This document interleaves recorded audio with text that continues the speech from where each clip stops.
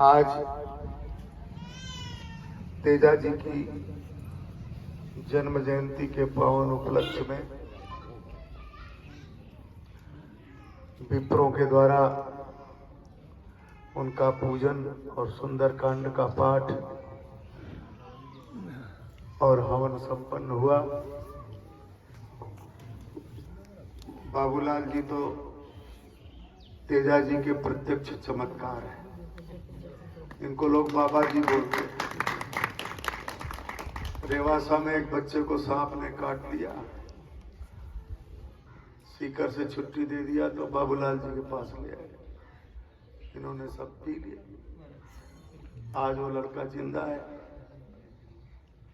ये इसलिए कह रहा हूं कि राजस्थान में दो देवता ऐसे हैं जिनको लोक देवता के रूप में पूजते हैं। एक तेजा जी को, एक रामदेव जी को। और केवल राजस्थान में नहीं, इनकी मान्यता पूरे भारतवर्ष में। तेजा जी की मान्यता, रामदेव जी की मान्यता पूरे देव में। एक हरिराम जी भी हुए हैं, उनकी भी मान्यता। राजस्थान तो ऐसा प्रदेश है जहां बालू में लोग रहते हैं। अब बालू में सांप घूमते ही रहे, परंतु उनके रखवाले ऐसे महापुरुष यहाँ पैदा हो गए कि उनका नाम ले लो तो कोई नजदीक आने वाला। ये इनका प्रताप है। और इसलिए लोक देवता के रूप में, वैसे तो 33 करोड़ देवताओं का नाम शास्त्रों में है, किंतु लोक देवता मैं इसलिए कहता हूं कि मनुष्य चाहे तो मानव योनि तो उसको माता पिता के द्वारा मिल गई, किंतु वो यदि प्रयास करे तो अपने में देवत्व प्रतिष्ठापित कर सकता है। मनुष्य से भी क्या बन सकता है? देवता बन सकता है। और तो छोड़ो, लोग बोलते हैं हमारे लिए तो अगला भगवान ही है, कहते हैं कि नहीं कहते?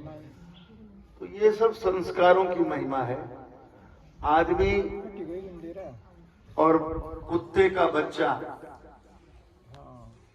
बच्चा में कुत्ता का बच्चा कह दो, आदमी का बच्चा कह दो, दोनों ज्ञान शून्य है।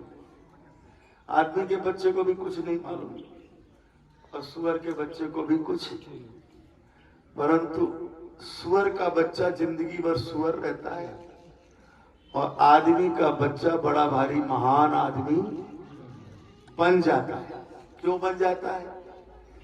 क्योंकि आदमी में संस्कार प्रतिष्ठापित करता है।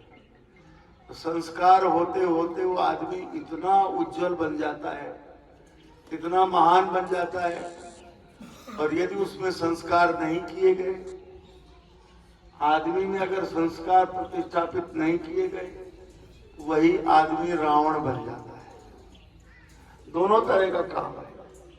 अगर आदमी की संभाल कर ली गई तो बहुत बड़ा महापुरुष बन जाता है, और आदमी की अगर संभाल नहीं की गई, उसके दुर्गुणों की तरफ बांध नहीं लगाई गई, तो वही आदमी क्या बन जाता है? रावण।